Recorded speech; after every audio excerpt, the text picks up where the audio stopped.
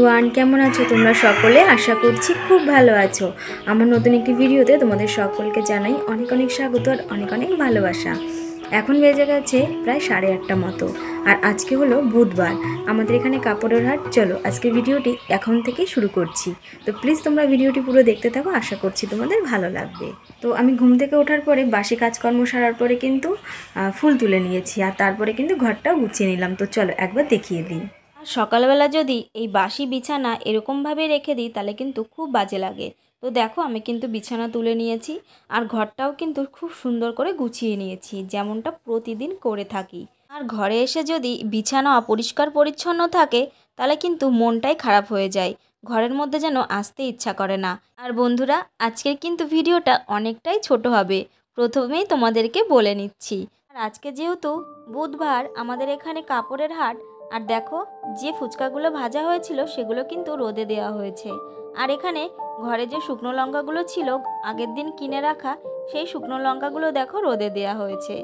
এই যে মোচাগুলো তোমরা দেখতে পাচ্ছ, এই মোচাগুলো কিন্তু মাকে কে দিয়েছে আমি সঠিক বলতে পারবো না, মা দেখি সেদিনকার নিয়ে এসেছে। আর আজকে যেহেতু সকালবেলা রান্না হতে একটু দেরি হয়ে গেছিলো, সেই জন্য বাজার থেকে বাবা দেখো পরোটা আর তরকারি নিয়ে এসেছিল, এটাই সকালবেলা খেয়ে নিয়েছি। আর আজকে কিন্তু আমাদের বাড়িতে কচুর শাক রান্না করা হবে, সেই জন্য মা কিন্তু আমাদের বাড়ির নিচে মানে ওখানে একটা খাল আছে, ওখান থেকে এই কচুর শাকগুলো তুলে এনেছে।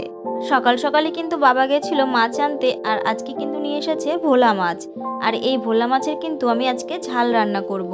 তো দেখো সেই জন্য পেঁয়াজ, টমেটো কুচি, আদা, রসুন, জিরে, এগুলো সব কিছু আমি আজকে শিলনোড়ায় বেটে নেব। আমাদের বাড়িতে কিন্তু মিক্সিতেই সব কিছু পেস্ট করা হয় মানে মশলা, কিন্তু আজকে আমি শিলনোড়াতেই বেটে নেব। আর এই যে তোমরা দেখতে পাচ্ছ কচুর শাক, এই কচুর শাকটা কিন্তু আমি রান্না করিনি, পাশের বাড়ির দিদি ছিল, সেই দিদিই কিন্তু রান্না করেছে আমাদের বাড়িতে। তো মা বলেছে যে তুমি ভালো রান্না করো, সেই জন্য দিদি করেছে আর কি।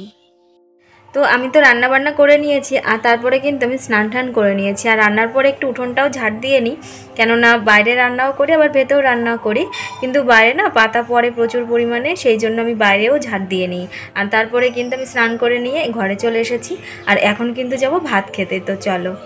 তো বন্ধুরা, আমি কিন্তু ভাত টাত খেয়ে বাবার এখানে চলে এসেছি, কেন কিছুটা জামা কাপড় আমি ভিজিয়ে রেখেছিলাম, তো সেই জামা কাপড়গুলোই কিন্তু এখন আমি কাচতে এসেছি, কেননা আজকে কাচতে অনেকটাই লেট হয়ে গেছে।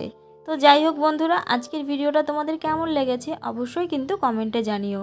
আর যদি তোমাদের আমার ভিডিওর কোনো কিছু ভালো লেগে থাকে তো প্লিজ তোমরা আমার চ্যানেলটি সাবস্ক্রাইব করো আর আমার পাশে থেকো। দেখা হচ্ছে পরবর্তী ভিডিওতে, ততক্ষণ ভালো থেকো, সুস্থ থেকো।